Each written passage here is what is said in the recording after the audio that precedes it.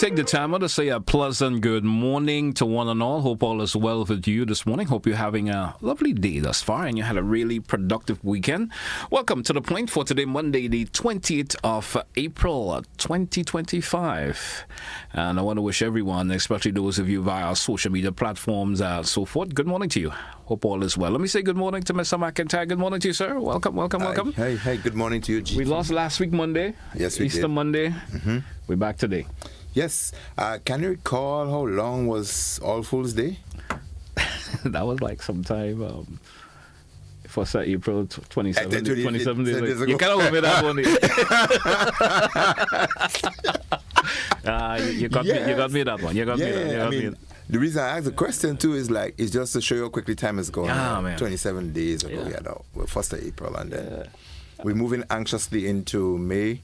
And so we realized we did not have a full dry season. We had a wet dry season, a very wet dry season. So we're going to speak about one of the better dry seasons in the last 2 or 3 years, I would say. Yes, and you speak like a farmer. Yeah. Well, yes. I'm not a farmer, but, in terms of me observing how the climate is and everything. Okay, great. But it's one of the better ones I've seen. And most people are hoping that it could be that way. You have a bit of sun, a bit of water. That mixture works nice. Really, the mixture works nice. Because if you look at Grenada, it's like already green. Well, it stayed, in my opinion, green all year. There were some areas that got a little dry. Particularly the south of the island. South got a little dry. But, most areas I'm still seeing that the green has like it never left. So at some point, Right. And you can't beat from the Boldio, Vendums, going up into Black Forest? Yeah. All the way over into St. Andrew. That lush green area is so beautiful. And looking at the rolling hills and the mountains and the valley green is really beautiful. It is. We live where some folks would want to come on a vacation. And some pay thousands of dollars for coming. Oh, having said so, I went to Mount St. Catherine again. Yeah. I did, unfortunately. In 2 months, I went twice. That's good. And I have never visited. Yeah, well, you really don't have to if you don't really have to. Regrettably, though, that tower that we spoke about is eroded. Yeah.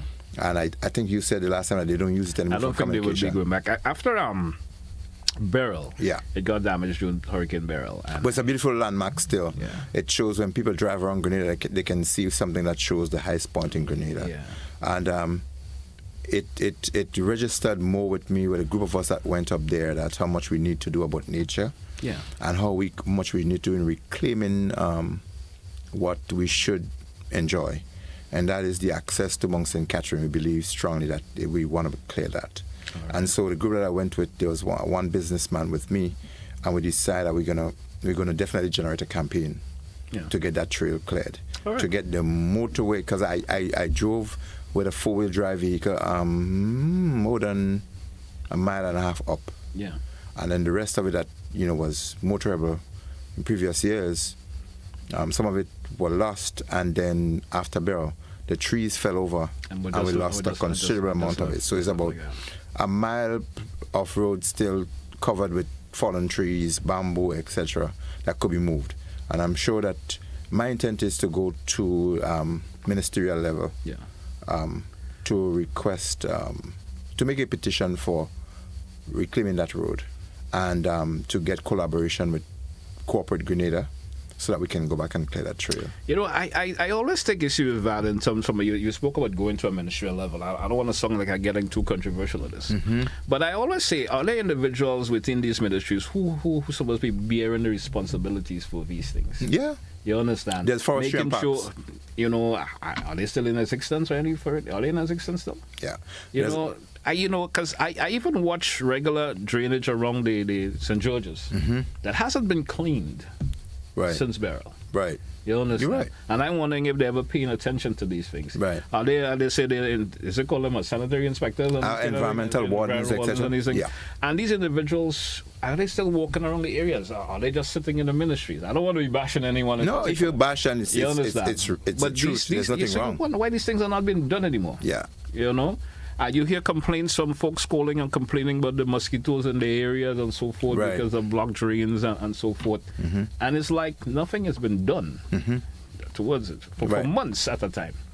You know, I had a drain on the back of my house that I have to pay someone to clean, which I think the folks that we are paying, do we pay anything on your electricity bill or something? Oh, yeah, you pay your environmental levy. I have watched the individual who cleaned the drain, I'm not bashing them, would just pass that area straight. Yeah. And I have to pay someone separate to clean that for me because I'm watching it, the garbage is building up in it from time to time.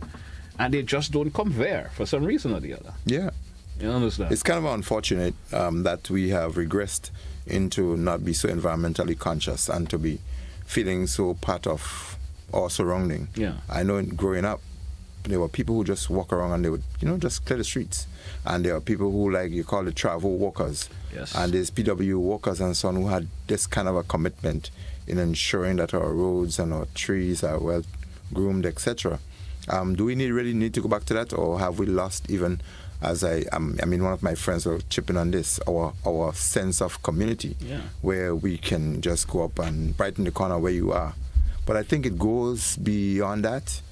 Grenada is very tranquil, it's very peaceful, but I think at times we take our peace and tranquility for granted.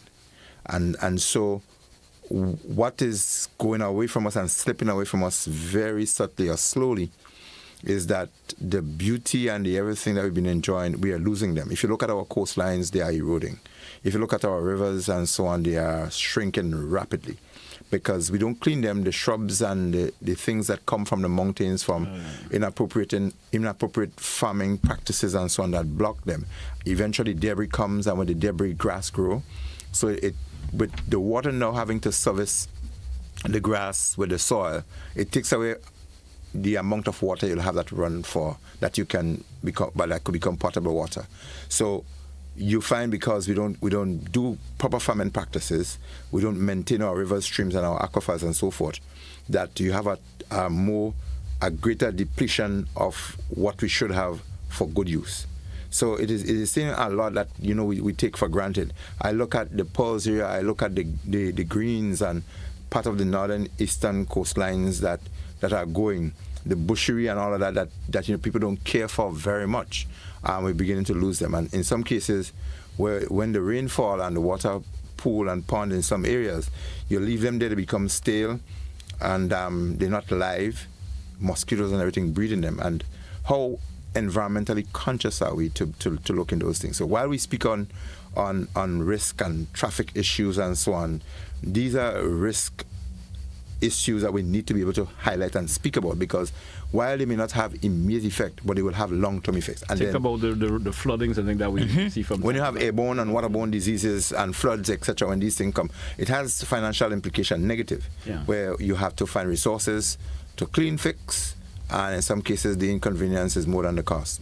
I had a caller calling at least twice for last week in reference to his observation, and that he said, the authorities should be looking into cleaning rivers and all the debris in rivers at least twice a year. Right. Before and after the dry season. Okay. Have them cleared and so forth, so that when the rainy season pops in and the rain comes up to the level that it will, or the river starts flowing, the debris will be absent in terms of causing those problems that we're having with the flooding and so forth in certain areas. Yeah, that might be a start. In terms of having a regime in terms of twice per year. Yeah. But I want to take it beyond that. If we have a system of environmental awareness and wardens who are consistently aware, people who would look at our roads, our rivers, etc., continuously, because we're speaking about climate change. Yeah. The flood that we had last week was not normal. You had sun to the south of the island beating down, and there in St. Andrew, coming across St. David, you had floods where people's lives were threatened. Yeah. And you wonder really what's going on. So it is saying to us now, we're not going to be working with two seasons, the dry and the wet season. We have to be more conscious of working year round and looking at all hazards at all time. So there should be these eyes on the issues like we are doing, to speak about them, raise them, and look at them throughout the year. So if we're just going to fix our time to like once or twice per year, what happened during those times? We close our eyes then? Yeah. So we should have people to look out and say, as you go through the potholes that are rising here, the streets and the drains that are blocking here and so forth, people should be, I don't think a lot of us will mind contributing to a system and a structure where you have that vigil where people can continue to look at our roads. That road there is depleting. That road is cracking. It's going to go down. we've seen that landslide, that portion of land is perched, that stone is going to go down sometime. So you don't have just the people reacting to it, but you have this preventative maintenance throughout. Yes. And I think if we do preventative maintenance on our streets and even some of the buildings around us, it's going to cost us less in the long run. Yeah.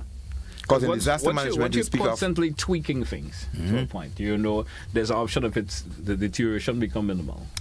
You understand? We don't say that it wouldn't deteriorate, but it becomes minimal. You understand? And so when you do have to work in it, there's less work to do because you already take care of a portion of it from a period of time. Then leaving the entire thing to diminish, and then you're trying to fix it. Yes. The cost, and sometimes it becomes irreparable. Correct. You know? There's insurance. There's something called acceptable risk. Yeah. Some things that you know likely to happen. So you cater for that, and you create phases and clauses that would cover for those acceptable risks when they do come, that you know you have to cover them. And disaster risk reduction, disaster management, you speak of areas called mitigation. So mitigation refers to the things that you can't prevent, but you could put structures to minimize the effect of it down the road. And so it is not an easy thing for people to put monies up front that they don't see you get a return for. But if you look at it, it equated that $1 spent in mitigation saves you 10. I agree. Technically, later on after you have an impact, because later on down the road you'd eventually spend less. We drew for a break, but I want to ask, we not flowers and giving yes, anyone flowers? We need to always give some flowers. But you see, we had such a long break. It's almost 2 weeks, because it's 2 Mondays ago that we were here. Yeah. And so much has happened. We've had the holidays that came through, the Easter holidays. Yeah. We've had a number of occurrences. We've had fatalities. Yeah. We've had accidents, quite a number of them, unfortunately. And then we see continuing initiatives in enhancing our roadways and our streets. And again, the last place we look at is giving a bit of flowers to the work happening over the Grand Etang area that we spoke about so greatly. I think it's a continuing initiative. We spoke about it early. It started, it stopped, and then it's back. Yeah. But it seemed to be going a bit slow. It feels like almost painful how it is going. Slow. I'm not sure if they're just trying to get it right. But you can see a lot of what was not happening before it's happening now. And we refer to, and I think that's a really good idea, when we spoke about backfilling some areas that could create slipper drains rather than having the deep box drains. Yeah. And I have some photos I would like to show down the road in terms of the disadvantage and advantage of having the box and the slipper. Yes. And some boxes that are created are not created right, because they are created where there is no buffer, where if you slip off, you go down. And there are others that are created where you have small retainers, so you know that the road ends there, and if you go off, you wouldn't necessarily go off. Your wheel will hit it before it goes over. And then along those box drains, you also have channels where water, as it comes through on the roadway, it has channels that are angled like about a 30 degree, where it slips or slope down into the drainage itself. In some cases, they are inappropriately set. They just cut segments along those little retainers, and so the water still can pass through. Yeah. So those are some of the things that we want to be able to highlight and show our viewers, some of the things that could be enhanced. But I dare say the last bit of flowers would have been for that work on the Grand Etang Road, and for the people over the festive season who looked at others in terms of responding to some of the incidences that we had. We've seen Grenadians coming out and really rendering some support. Those are some of the flowers we really need to highlight. Those who assist, although that will form part of our discussion a little bit later on, but yes. Okay, those are two useful. We drew for a break. Let's take it. When we come back, of course, we continue the discussion. Stay with us, folks. It's To The Point, Classic Radio, GBN TV. We coming right back. Don't touch it out.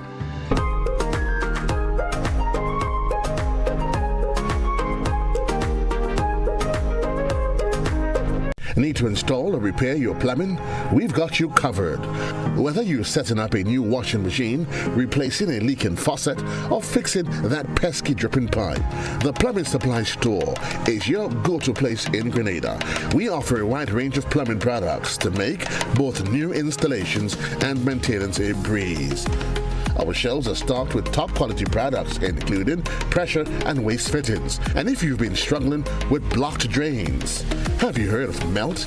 This powerful drain unblocker liquid is a game changer, designed to prevent and clear blockages, making it ideal for hairdressers dealing with clogged wash sinks. We also carry a wide selection of repair kits and replacement parts to bring new life to old plumbing fixtures. Visit us today on the Woodlands Main Road or call 444-1377 for expert advice, top-notch products, and a warm welcome. At the Supply Store, we do everything plumbing.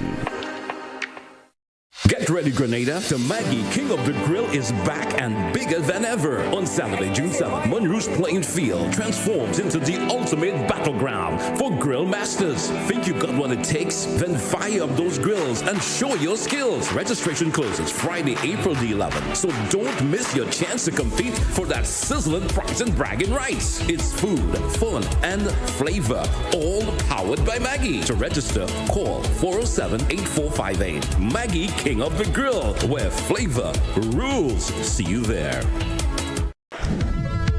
GBN presents the 2025 Maggie King of the Grill, Saturday, June 7th, Monrouge Plain Field from 11 a.m. Our partners, Maggie, the secret of great flavor, Grenada Distillers Limited, makers of Clark's Court, Grenada's #1 rum, Grenada Paper Products, makers of Cherish, Spring Soft, Hammer Bay, and Super Value Toilet Paper, and Royal, Quick and Easy, and Horizon Paper Towers, Budget Foods Inc., Classic Lighting, and Blue Bubbles PA Rental and Event Supplies. It's the 2025 Maggie King of the Grill, where flavor rules. Hey GBN family, we've got a brand new home on Facebook and you need to be there. Follow us now on Facebook at Grenada Broadcasting Network -GBN. Stay updated with the latest news, sports, entertainment, and everything Grenada. Don't miss out. Like, follow, and share. Grenada Broadcasting Network. Stay informed, stay ahead. First with the news, fast with the updates.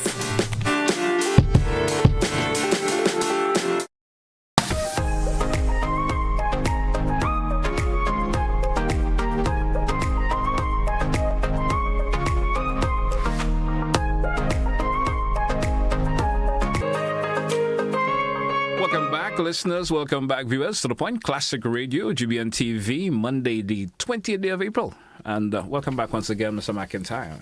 Keep throwing back to me. A couple of more days and April done, as we would say. And come what may. Come what may.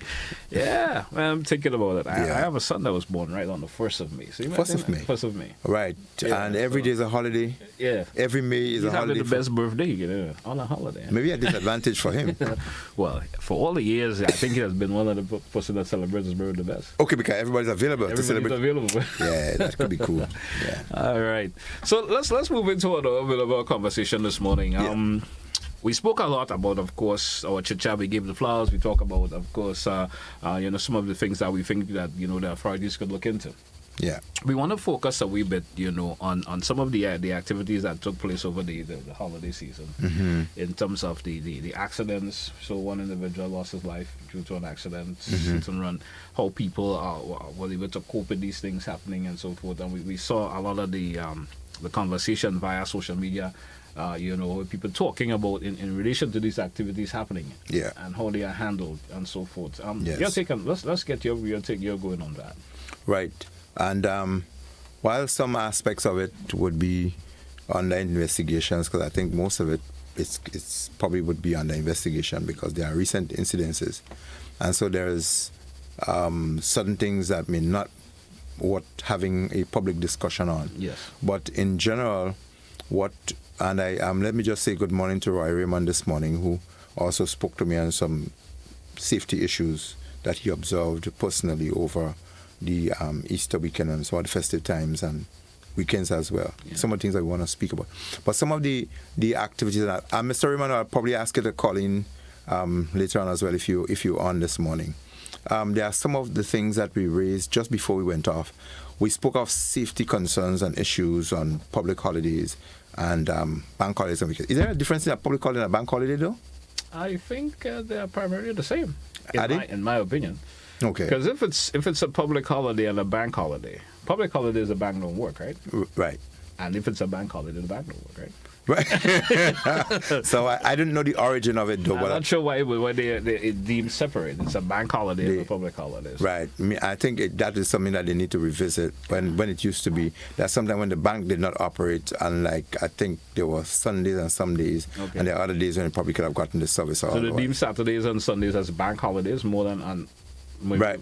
That too. And then the public holidays would be those probably that are initiated by the state for some events or otherwise. Okay. So those are something maybe a caller might call and give us some clarification on how the both are distinguished. But some of the concerns, safety concerns over festive seasons and so on, and the inability for those activities to be either policed and have proper security and safety measures implemented. It's one of the angles that we really, really want to build on and be able to speak on. Because we look at some of a lot of public events, and sometimes they do not have adequate security and safety issues implemented. They may have private security more than the police. And again, albeit that when you have private events, it is the responsibility of the initiators to ensure that certain security measures are put in place. But I believe strongly that our state has to go further than just leaving it up to private security and people requesting special duty police officers. There has to be a system and a structure where every event that has to be undertaken, there should be a verification process by the security apparatus of the state. And they should look at the risk factors and make recommendations before approval is actually given. Are they adequately able to manage that particular situation at the time? Because a lot of situations that end up with serious injuries and fatalities in some instances is because the risk factors were not adequately assessed before it actually happened. You have instances of fires, traffic accidents, and so on. And sometimes the police resource might be limited based on the number of activities that are happening at one time. And the inability sometimes to patrol effectively in some areas would lead to some things happening. And in some cases, because, as I mentioned before, we take it for granted that Grenada is so peaceful that nothing is likely to happen. We have to be able to go beyond that.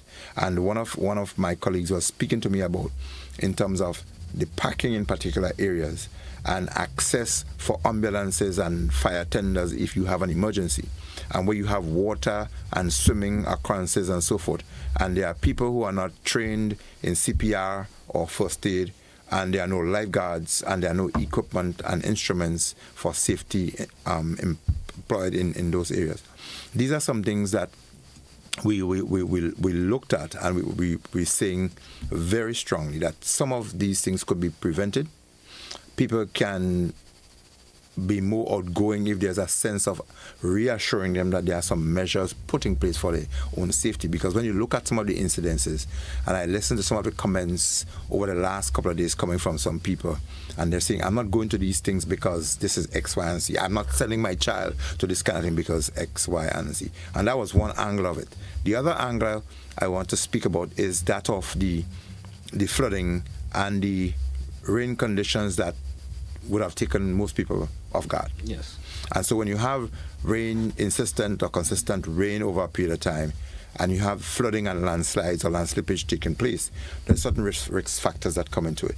And one of it very, very clearly came out in terms of how do people approach flood waters with vehicles, etc.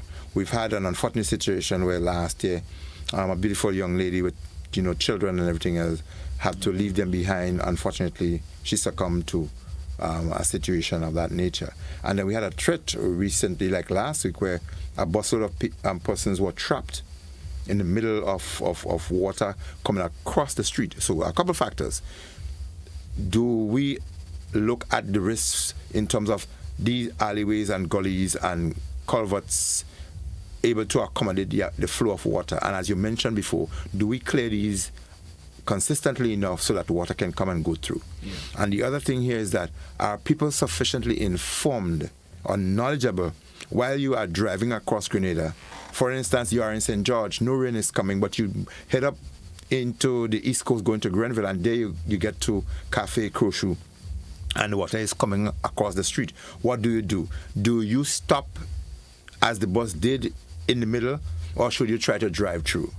We heard, unfortunately, that there was this incident where apparently the lady was driving through, or tried to drive through, and the vehicle was swept away. A couple of years ago, we had that river overflowing in Granborough, Balthazar area, and somebody drove across and somebody lost their life. So I think it is our responsibility as risk management specialists to be able to more inform people as to the safety factors. And for this, it is better if you are traveling in a vehicle and you see water, to stop and not try to, like somebody say, it is four-wheel drive, otherwise you're going to go through. It only takes 4 to 6 inches of water to create some level of buoyancy for our vehicle, and it gets totally unstable. Well, what the issue of signs, Mr. McIntyre, being placed in those particular areas known to be flood-prone, and, it may not happen on a regular, but, there's a sign, be careful, if excessive rain or something. I mean, the information that we have seen may be kind of lengthy to read. Yes. But what I'm saying, if it's written in an appropriate way where you could pick out the high points of that particular statement, then well, just in case you see water at a certain level, they don't do it. Turn around or wait or whatever you want to do. No, you're on the right track, because the I'm Safer Foundation, we are currently preparing some signage to be cleared with the government, obviously, Ministry of Works, to be installed in some risk areas to ensure that when people travel and they move in certain places, they understand that rockfall is likely to happen. This area is prone to flooding when you come through, etc. Trees are likely to fall in these areas and so forth. And to give people some sense of, like, when you have areas where there's deep gully between Lambert Bridge and I think Latant or thereabout there. There's a deep valley around one of those corners, and it's not very obvious.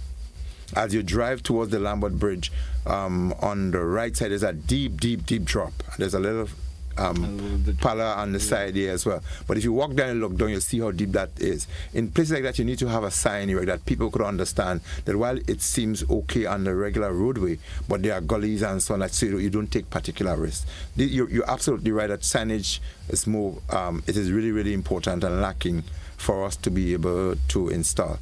But as we speak on the flooding situation, people kind of are worried as to whether or not the driver of the bus was doing the right thing in stopping. Yeah. And I can reassure you he did the right thing. Yeah. And there are other factors that people should do. We may have similar situation where people are driving and water just come across. Should you try to drive through or should you stop? So the factor is that you should try and stop, because it doesn't take a lot to create some buoyancy. As I said, 4 to 6 inches of water and vehicle will almost become a flotation device. Yeah. And so there's what you call an external pressure that would exist with force and water when it comes against a vehicle that is stationary. And so trying to open a door then would not be the right thing. So what experts have advised is that if you can allow break windows so that water gets in a particular level where the pressure on the outside equalizes with the pressure on the inside, then people can try to exit or they can try to make their way out. Other than that, if you panic, you keep it closed up and everything else, and there's pressure on the outside and you try to open and so on, and the pressure comes in and doesn't equate what is on the inside, then you have an off balance, and that could become fatal.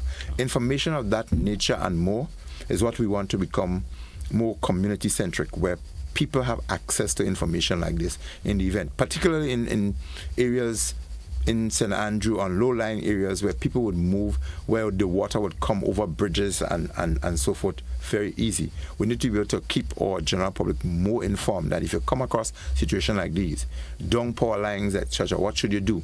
We understand when we had those utility companies using more of the overhead power lines, that it costs 2 to 3 times more to replace those lines if people sever them than if you leave them and push them to the side and they're able to pull them together and get them rerunning again. And a lot of people don't understand that, so they figure that if a line is obstructing us, we need to cut it. We need to cut it. It's not always the best. It's not the best. And one, there could be a risk factor. If it's electricity is flowing through that, you have a risk factor. But if not, and I saw after burial and so forth, how these guys from Glen, they were able to even pull those, they can just join those lines back together. Yes, I know. They put them together, and you can do over the connectors on our laptops that you can use and have them reused. Yes, of course. And so if people are able to just get them to a point where they can even drive over them, it's easier in that way to get the place re-energized and to get communication easier than just trying to cut them off. So that kind of a general information, as I mentioned before, is the kind of a thing that we need to be able to see a bit more. So the conversation could be expanded in how people should treat with major events on festive seasons and on weekend, and what you should do when particular situation arise. I know we have a guest that is going to join us very soon. And that's where good public service information comes in. Yes. We have the GIS, even GBN and so forth, various radio stations around. If the authorities could have these public service announcements and get the opportunity to have them played on a regular. Yes. You understand? So people always hearing it will be able to practice it just when situation like that arrives. Because it is not us to have to deal with all these kind of emergencies.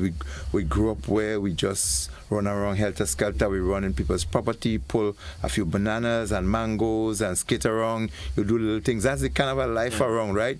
And now we are faced with accidents happening above, below, across us, on sea and on land. It is not the kind of thing, but we have to get to the new norm and put things in place.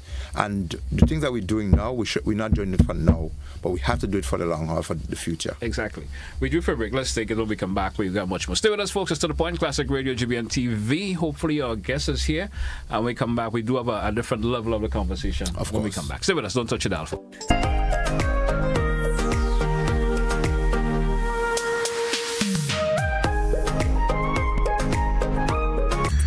Coming up on Caribbean Passport TV, it is the Caribbean's newest road running event with a unique twist. Famous landmarks, ocean and eco activities. St. Lucia has it all. What are the don'ts when it comes to posting on social media? Next gen chefs, comfy accommodation. It's all next on this station.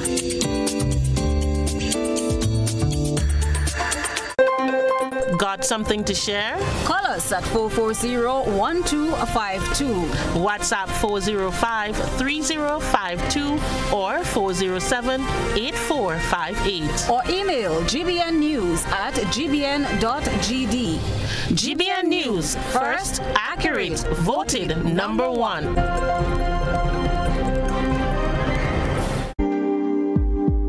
Diabetes now is so prevalent that if we're not careful, we might be one of the last generations to live longer than our parents and grandparents because it's shortening our lifespan. Learn about prevention, how it is treated, and how we can live with diabetes in our communities. Join us on Caribbean Medical TV on this station. GBN Television News at 7, a pulse on all things Grenadian. Look out for our new features through expanded synergies with our media partners in Barbados, St. Lucia, Jamaica, Trinidad, and beyond. Capturing the latest in news, sports, weather, and entertainment. Credible, informative. Thank you for making us #1. News at 7, live, Monday to Friday on GBN Television, Channel 7 and 11. K105.5 and 105.9, Hot 98.5 and 98.7, GBN Television Facebook page and YouTube channel, and www.gbn.gd. GBN, with you anywhere and everywhere.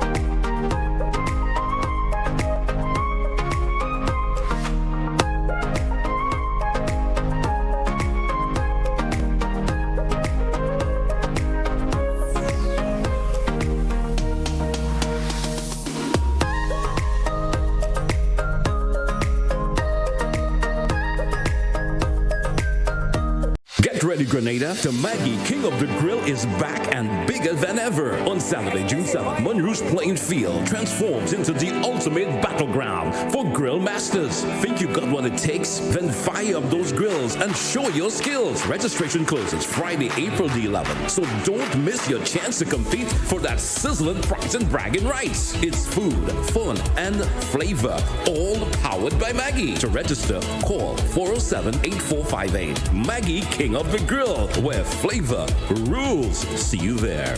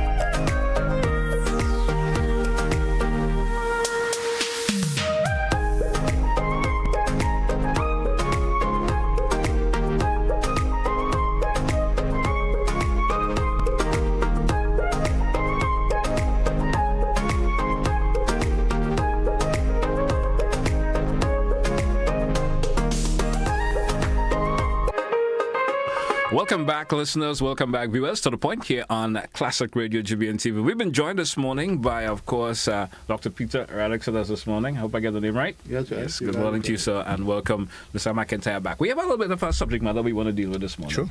We did make some mention to it, was it the week before? Yeah. The week before Monday, we did mention we was going to have it. Then we had Easter Monday and so popping that we couldn't have a show last week. Dr. Alice is going to talk to us this morning in reference to an issue that maybe lots of individuals around the island may be experiencing, and but never put the thought into it or something like that, and who are affected may not be saying anything about it. We're talking about light pollution this morning. Dr. Alex, I want to give you the option to speak to us this morning in relation to that. Maybe first, maybe there's an individual, maybe here we mentioning that this morning, ask a question. What is light pollution? Let's start off a conversation like that. Okay, first. yes, certainly. Well, light pollution could be defined as the existence of light where it is not wanted. Yeah.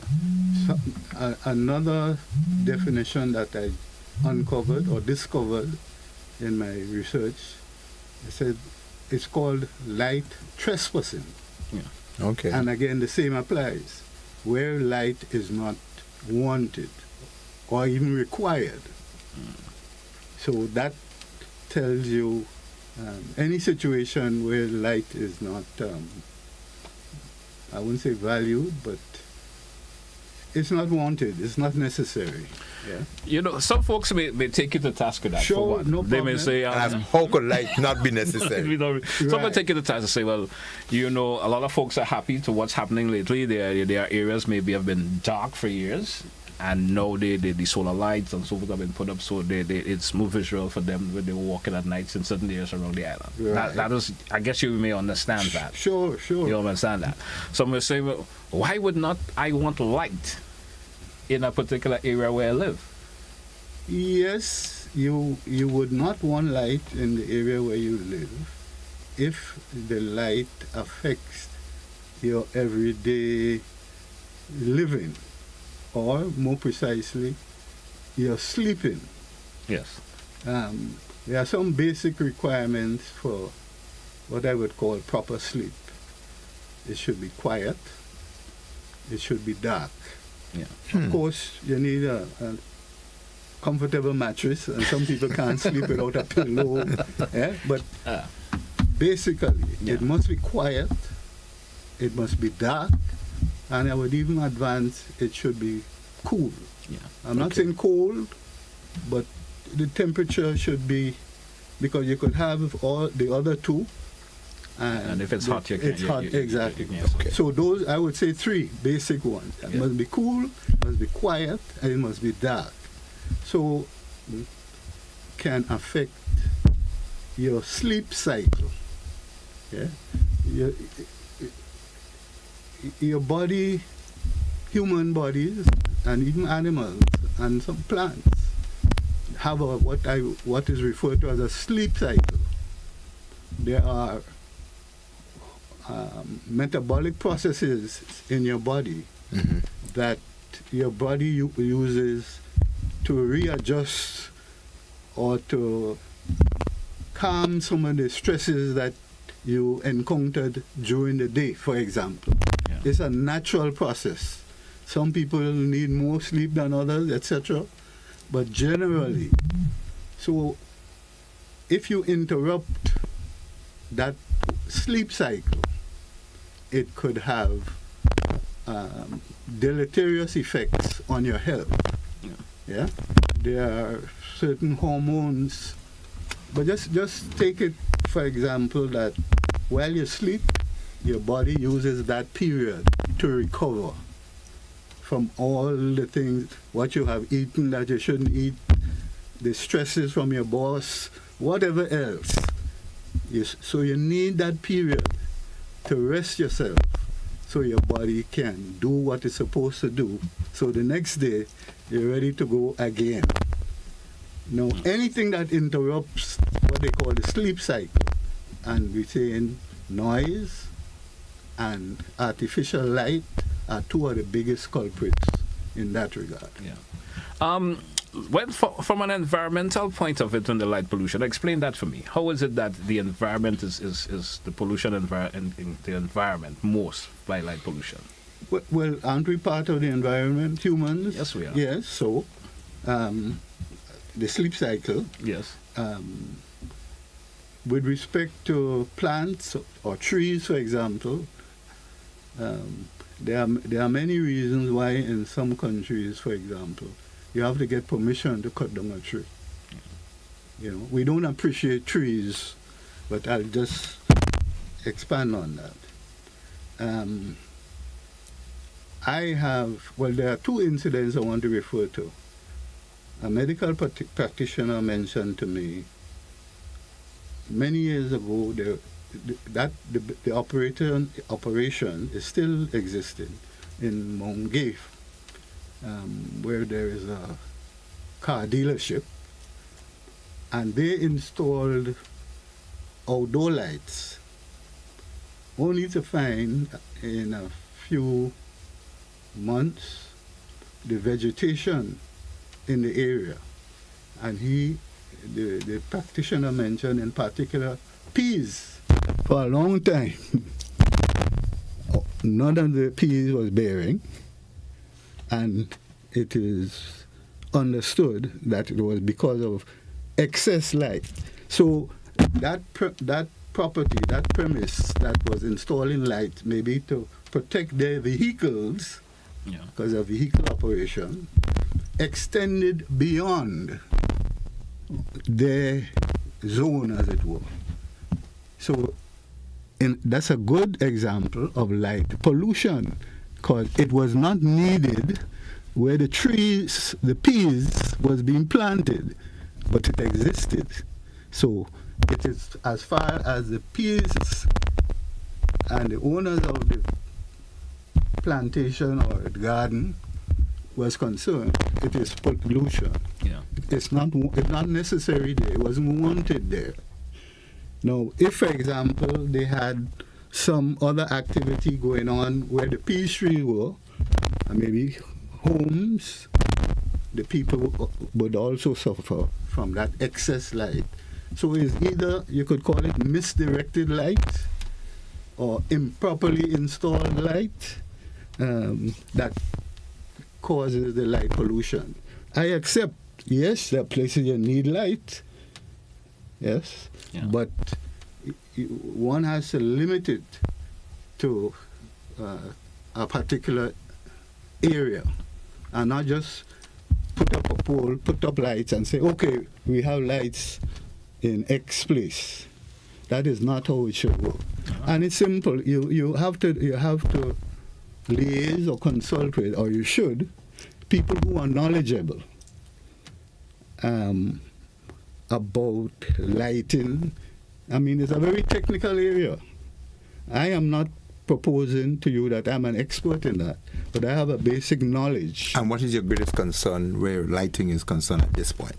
At this point, lighting that affects residences in particular. Yes. Lighting that affects residences. Because, as I say, there is ample scientific evidence to indicate that this excess light has a number of deleterious health effects. So in your discourse, you mentioned the peas trees. So what are you saying, that the peas failed to bear or bear as it was bearing before the light was there? That is absolutely what. And are you saying that could have similar implication or effect on other plants? Yes. Or it's not just peas, it's not limited to peas? Right. I'm just giving you that. So what about underground? What about underground? Suppose where that light is, you put potatoes. I cannot speak to that. No, I'm not aware. I'm giving you. So let's say some plants. Okay. For example, in my area where I live, we have mango trees, and which used to bear, extensively. The last year or so, that hasn't happened. Not only mango trees, but flowering plants don't seem to flower as abundantly as they normally would. So you're saying that the lighting in that area has changed? Oh, it has. It has. Okay. It has. And it's artificial light that's been put in place causing that problem? Yes. Is it the type of light or lighting in general? Because you have solar generated lights, and you have lights that will be given different kinds of energy. You have geothermal, you have regular generated energy from generating plants, etc. Is it the type of light, or is it lighting in itself? Well, I guess you could describe it as a type of light, but I have to be careful there, because I think it's better to describe it as how the light is positioned. Okay. So we're not saying whether it's UV light or it's blue light or LEDs or otherwise. Right. The lights must be positioned where it is needed. And once you have light trespassing, it's just like if you come to my place and I didn't invite you, you're trespassing. Yeah. And that's why I guess that term was coined. I didn't coin that term. So you're saying that people who lived in a particular area, if, for instance, lights, whether it's solar or spotlights or street lights are installed there, and it happens to be striking into that person's bedroom or into their veranda where they were enjoying that period of tranquility or peace in the darkness and so on.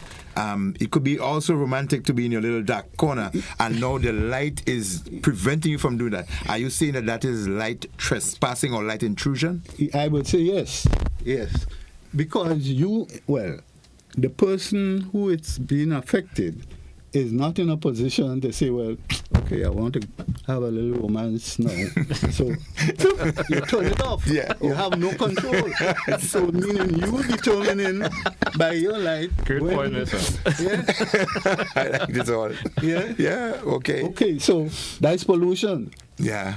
Yes. Well, would you want to say pollution or trespass, or is it both? It's both. Well, no, the trespassing is just I shouldn't say just. It's a way of describing, as we say, pollution. It is trespassing. Just as you have light pollution, you have water pollution, air pollution, which most people are familiar with. A trespass, an invasion or an intervention or a rescue mission could have positive outcomes. Well, who would determine that? Depends on the user, the end user. Okay, right. Thank you. Yeah. So if it's a situation where you don't have control, for instance, the ministry department is responsible for roads and lighting, etc., and they decide to put a few spotlights and road lights in a particular area that was not lit before, but having done so because they think it's a safety factor where people are walking the streets and they need to be a bit more safe, they put these lights there. But now people can walk and feel safer, but it is striking straight into somebody's veranda or into their bedroom where they can't sleep properly at night. What is your comment on that then? Well, which way do you go? Do you try to do the comfort for the safety on the road, or do you try to get comfort for the person who needs to have their private space in their porch, in the veranda, or to be able to sleep properly at night because that light is striking straight in their bedroom? Well, I would suggest that you have some discussion. Okay. If that was going to... So if you do your research before the lights are installed, and you see, well, the lights... Well, basically, the lights, you want to install it where it will do the most good, which is along the streets in your example. Yeah. Right. But if it is not, if it's going beyond that... So that's where height will come into play. And placement. Exactly. Yes. Positioning. There are places in my area, for example, there are lights, and the lights are like this. Mm-hmm. To my mind, the lights should be like this. Angle. If you're playing a game or whatever. Or you're playing for your soccer. Right. The light should be like this. Okay. But there are examples, and where I live is an example of that. The lights are, and they're not like this, they do a little bit like that. But it shouldn't be like that. Fully tilted to so the I am now a victim, and there are other people of light pollution, because it is going beyond what the intention was. And as a matter of fact, the area that they wanted to light is about a third, at least that, of the area that is lighted, meaning there is twice as much area that is getting lit that was not intended. Okay. So for that, it's a waste then. You don't need the light over here. You need it here, for example. Yes. So in a case like that, that is light pollution. It is not required. Nobody it's not to say, well, there's something else going on up here, and you're using one set of lights to light up here and over there. So as we speak, there is what I would determine as a proliferation of lightings and setting of lights across Grenada, Carriacou, and Petit Martinique, and you see them at playing fields lit up across the island. We see them along streets and corners. What would be your concern or your advice to what you see happening now? Are you representing, or are you the voice of maybe a lot of other people who don't have a voice or an avenue to raise those concerns? Or would you suggest that some dialoguing, discussion, research, all of that be undertaken before these lights are being placed? And would you consider it as being indiscriminately established or set up? I would say yes to the last point you made. I don't think it is intentional, right? But the people responsible are not aware. So my mission today and later on is to make people more aware. I think if they are aware, they might say, well, let's get to a middle ground, for example, but have some discussion. Make good sense. But the biggest problem is convincing those people in authority that this needs attention, and if it is, and it's a waste of light, as I just explained to you about the amount of... We certainly understand where you're coming from, but we're due for a break. Let's take it. The phones are going, because a lot of folks want to chime in on this conversation this morning. Yes. So we're due for a break. Let's take a break, Okay. and when we come back, of course, we entertain some calls and see. We may have to steal 5 minutes or so. Yeah, not a problem. Let's take that short break. We're coming right back. Don't touch it.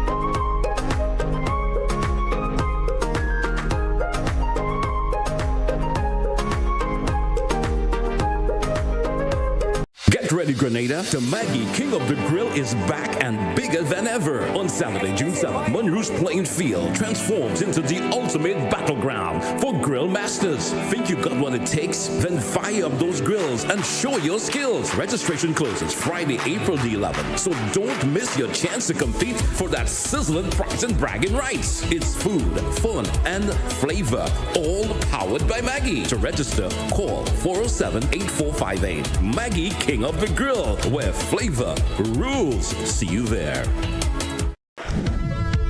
GBN presents the 2025 Maggie King of the Grill, Saturday, June 7th, Monrouge Playing Field from 11 a.m. Our partners, Maggie, the secret of great flavor, Grenada Distillers Limited, makers of Clark's Court, Grenada's #1 rum, Grenada Paper Products, makers of Cherish, Spring Soft, Hammer Bay, and Super Value Toilet Paper, and Royal, Quick and Easy, and Horizon Paper Towels, Budget Foods Inc., Classic Lighting, and Blue Bubbles PA Rental and Event Supplies. It's the 2025 Maggie King of the Grill, where flavor rules.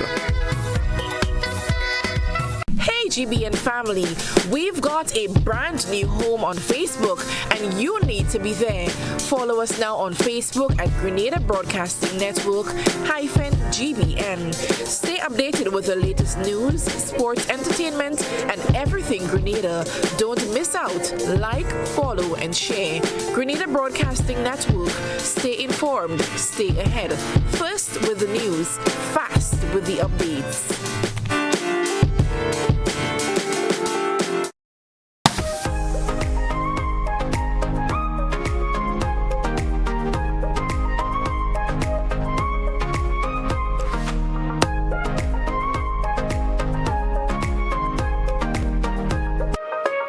Welcome back, listeners. Welcome back, viewers. Of course, welcome back to the segment. We may have to take a couple of minutes into the next hour. Not too much, though, because this conversation. At your discretion.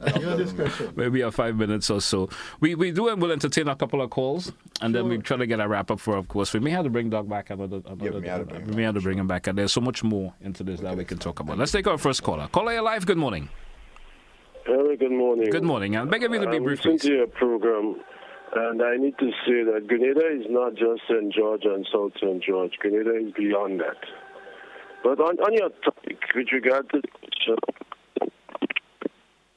keep ourselves, instead of having an attitude of what somebody is saying may not hold any water. Guess that exactly. Caller, for some reason we are losing you. For some reason, I'm not sure the quality of your call. Continue, please. Well, hello? Go ahead, please, caller. We were losing you a bit. Okay. Well, my point is that pigeon peas need a certain amount of light to bear. And if people are not aware of it, they need to educate themselves. It bears in the shorter days of the year. You don't see pigeon peas bearing in the month of June, for example. But the other topic I want to go on is the whole question of safety in our community. And there is an issue that took place in a festival, and it is alleged that a senior police officer was involved in firing shots. I think we need to go beyond that, in that somebody got shot, and the video shows that there was no rendering of aid by the police to that individual. And it took approximately 45 minutes for the police to secure the scene at Victoria, which is 100 feet or less from the police station. Hey, it is needed in Grenada now, more than ever, that our police force be trained and retrained in basic, simple things to protect and to serve. Have a blessed day. Thank you, caller. Thank you so much. We do have another caller via the WhatsApp. Good morning. Go right ahead, please. Good morning, sir. Good morning to you. The doctor is speaking about light and the effects he have on plants. Corn is a classic example. If the corn is planted, let's use the street lights, it will grow twice as tall as normal. And I've proven that on more than one occasion over the years. And then the yield is not as good as when there's less light at night. Thank you. Thank you, caller. Thank you so much. Let's take another caller. Caller, you're live. Good morning. Good morning, bro. Good morning. And what that guy is saying is so true. And not only peas, bro. It happened to corn, probably all bearing food that is under those lights. they don't bear. Once it's close enough, they don't bear at all. So I don't think it's just not only peas, corn, just name it, it affects them. So he's right. They need to put the lights in places that, there is no bearing, like there is on land where people walk in their land or whatever. You cannot put light anyway. They choose and pick points where you put the light. So he is so correct. He's so correct. But not only peas, he affects all plants. Yeah. Nice, bro. Thank you, caller. Thank you. We do have another caller. Let's take it and just respond to everybody after this segment of call. Caller, you're live. Go right ahead, please. Via WhatsApp. Yeah, thank you Thank you so much for having me. Yeah, nice topic, by the way. And I think we have to have a holistic approach to this and look at it from all spheres, because there's an old saying that what's joke for school children is dead for crapo. So while a light may be needed in certain areas for security purposes, for safety purposes, that light may affect others. So one of the ways to mitigate that is to have zoning. So the residential areas that should be primarily residential and areas that are primarily commercial, for example. And so where you put a building that has a need for constant light for security purposes and so on, you probably don't want to have houses built there. So that's very important in planning. Number two, notwithstanding zoning, there are situations where light is needed in a particular area for security concerns, and that may affect someone trying to sleep negatively. One of the ways you can do that is, I'm not sure what's the proper word to describe that, whether it's a shade, but put special shades around the bulb so that the light is confined to the area that is needed rather than being spread over an area that's not needed, like in somebody's window. The other thing, as an individual, one can take certain action to mitigate against that. And there are certain curtains that you can put in your windows to prevent light from coming through when you don't need it. So these are all ways. And as we move forward, we have to be careful, because it's not uncommon for us to hear on this program people talk about turning the country into a 24-hour, 24/7 culture. And while that's needed for security and emergency and medical care and so on, we have to consider the negative aspect that may have on people trying to have a good night's sleep. It's not just the light, but when you combine that with the noise, and sleep is not just a matter of quantity, that is the amount of hours you spend sleeping, but also quality. And there are a whole bunch of diseases that the sleep specialist that's in medicine will be very versed in talking about, that can affect people's health, high blood pressure, heart disease, stroke, etc., if they do not have effective sleep, not only in quantity, but quality. Thank you so much. Thank you, caller. Thank you. So we'll take a final caller and let me get some closing. Okay. All right. Caller, you're live. Good morning. Hi, good morning, everybody. Good morning. Yes, I have a question concerning the light. I live very, very close to the traffic light on Paradise Bridge. When I open my door, it's light. And my window, light. I put that curtain and light still. I could know when it go on green, I could know when it go on red. And I want to believe that light have something to do with my eyes. Because my eyes don't really hot. It only come in a kind of dimmy way. And I cannot watch the light at all. And from the time that light installed, I start having problem with my eyes. I don't want to blame the light so much, because I'm getting old. But I don't know, I feel the light has something to do with that based on what I hear the gentleman say. And I finally answered my question already before I asked the question, because I was listening him on the phone. So everything that man say about the light is true. Peace no bear, corn no bear. The light is a real humble. But we must have light because you have too much thief in the place. Have a good morning, my brothers. Thank you so much. Have a good morning. I think that will be our final caller for the morning, because we got to take some closing because we're way over time. Anything in closing, Dr. Radix? Well, just I want to clarify that I mentioned the example of peas just as an example. But there are other crops that suffer because of excess light. Yes. Plants also need water. Yeah. But if you overdo the water, do I have to tell you what will result? No. You can overwater your plants. Yes. So it was just an example. And the main thing I want people to take away from this program, this discussion, is that artificial light, if not properly positioned, can be a health hazard. Yes? It interrupts the sleep that you need. Your body, if you don't think you don't need it, your body knows better.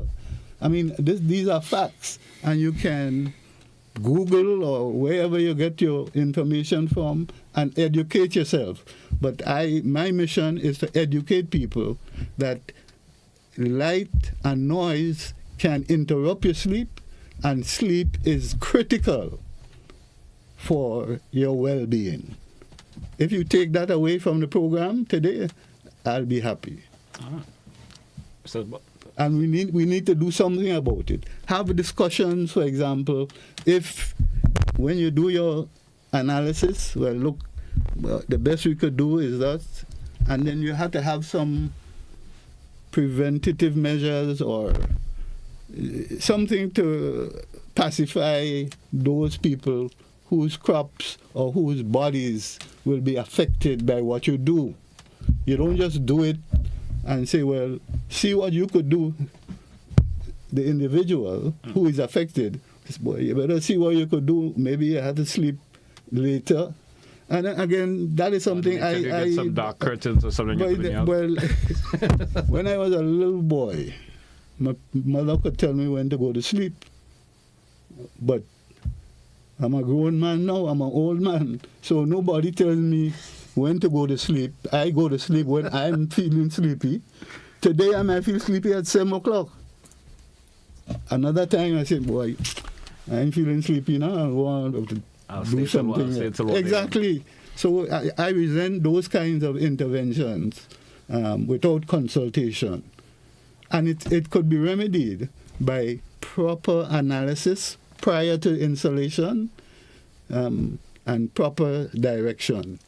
And then solar lights. You could use solar. Many places still have what I would call the old-fashioned lights. Yeah. Solar lighting is preferable, but proper position, regardless of what type of light, proper position is key. All right. So, McIntyre, anything in closing? So, I think the program was so rich this morning, there isn't a lot to summarize and to give final comments on. But, however, I just want somebody to take away, Doc. We really appreciate you coming in with a different angle on the program.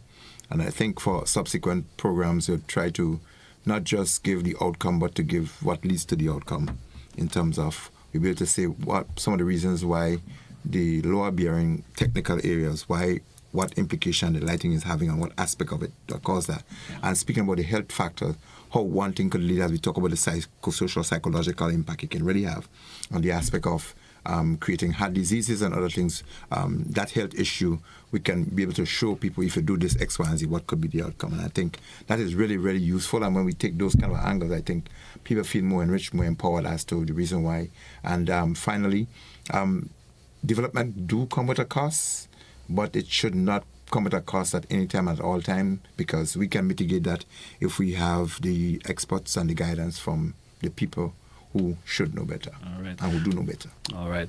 That's Radix and, of course, Mr. McIntyre. I want to thank you both for being on the program this morning. Fruitful information. I would say, of course, I wish we could have expanded this. This conversation could go on all morning. Oh, yeah, there's lots, and, of course, in the intervention of our listeners and viewers, sharing their ideas also could get you to learn a whole lot more. Sure. I hope we could bring you back on the show one of these days again, once it's feasible for you and of course, to your convenience, sir. We'd like to have you back. I will make myself available because I feel very passionate about this. Yeah. And it affects more people than we know. Yeah. And you are an existing victim of the situation. I mean, exactly. All right. Exactly. All right. Thank you both once again. Before we go, just let me say I have asked the Ministry of Health, and they have agreed to collaborate with some remedial action. Okay. So I'm waiting to see that happen. All right. And that's in your area? Well, maybe starting there, but other areas. So it's not just myself and my area.